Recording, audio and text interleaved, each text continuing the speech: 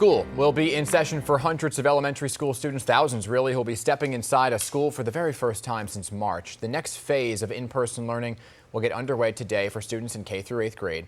But both parents and principals say, you know what, it's just too soon. Listen. Many of our schools still lack the resources to open safely for in-person learning this week. I'm still concerned about sending her back, but at the same time, I can't keep her away. So, there's the chances we have to take.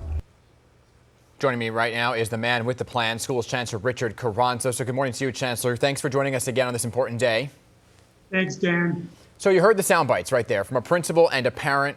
Also over the weekend, you had a vote of no confidence from the principals union. A lot going into this, heading into today, right? A lot of doubts in people's minds. What are you feeling about this, your response to the no confidence?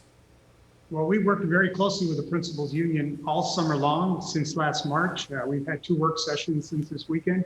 Look, I'm a former principal. I know the pressure that principals feel. I feel it as chancellor. Every single person that walks into a school building, I carry that with me. That being said, we're working extremely closely with our health professionals.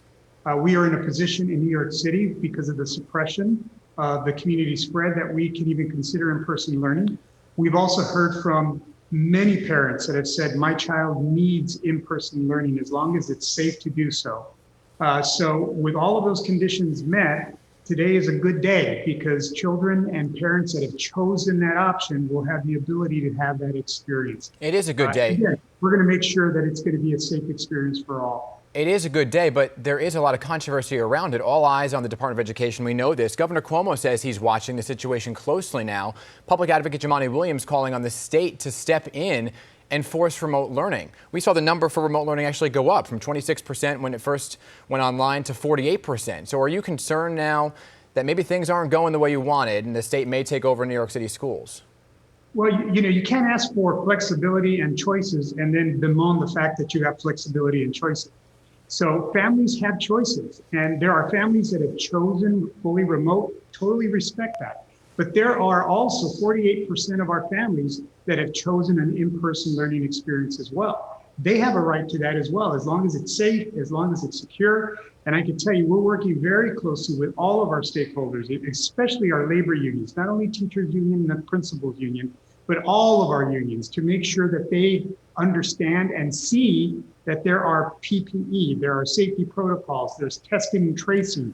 So we feel extremely confident that we have a safe environment, and that's why we feel good about the choice that our families have. With all due respect, it's not just the parents who are bemoaning here. You're mentioning those unions. Those unions had pretty contentious conversations with you. The principals union going as far as saying that there was a complete lack of respect about 11th hour decisions, about staffing in terms of not having enough staffing heading into the year. What's your response to that? Look, I spend 100% of my waking hours making sure that we're prepared for a safe learning environment for our students. I don't have time for the politics, but I will tell you that we have been working hand in glove with all of our unions. And since this weekend, we've even had conversations and talked about things. Things are going to change. We're in the middle of a pandemic. So things are going to change, and how we would like things to be completely perfect and completely set up like every other start of the school year. Let's be real here. It's not going to be that. So we have to be able to be flexible. We have to know that things are going to change. Now, I understand the pressure everyone is under as well, but we all, the adults, need to come together to support our children. And that's where we find common ground with all of the adults that we're working with. Yeah, I think the principal's issues is they look at their staffing and they say, how are we actually going to do this, right? You and I have talked about the numbers, and those numbers have fluctuated in terms of hiring extra additional teachers to fill the void here. So where does the education department stand right now with the teacher shortage since we last spoke? When we spoke last week or the week before, it was a few thousand that you were still trying to hire. Where are we at? So we continue to build our capacity. We continue to add people to the hiring pool. And today we will have adults in all of the classrooms to be able to meet and greet our children.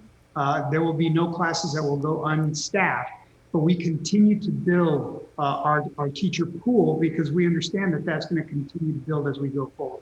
And for remote learning, how many students are in one of those remote learning sessions? Because we're hearing some reports that some of those class sizes on the remote learning have ballooned and students can't focus, they can't concentrate because everybody's talking at once. Well, there's multiple ways of providing remote learning. So there are some schools that have adopted a model where they have a teacher that may be very, very good at one particular lesson. That teacher will provide that virtually, remotely, to a larger group of students. But then that larger group of students is cut down to smaller groups that have their own teacher that then is able to answer questions for them, is able to give them feedback when they submit their assignments, etc. So, and there's many variations on that. So again, if anyone is expecting it to look the same everywhere, it's just not, it can't. This is uncharted territory for many of us. But what we always are going to be trying to do is to give the best learning experience possible to students, given the circumstances Understood. that all of us Yeah, and they certainly deserve that. You know, as we head in today, also the other big headline, the city currently dealing with some COVID clusters in some neighborhoods. So how are schools dealing with that right now in these areas where we're seeing an uptick? Are you worried about those numbers since you're relying on parents to do temperature checks at home before they get to school? So all of that advice remains the same. If you don't feel well, don't go to school. That's for adults and for children. Take those temperatures. If you have a temperature, see your family physician immediately. But we continue to work very closely with the health department, test and trace, health and hospitals. So they are guiding us in terms of what they're seeing and what they're doing to mitigate and suppress the spread in the community. Again, the mayor and I have been very clear that should the citywide rate reach 3%, we'll pivot to remote learning immediately. And that means that we stay in very close contact with and working relationship. What about individual neighborhoods, like somewhere like Kew Gardens? They already have a 3%. I can't hear you. Say it again. The area of Kew Gardens already has a 3% positivity rate. So you're saying citywide, not individual neighborhoods? Yeah, and again, the medical professionals are the ones that are guiding us. Understood.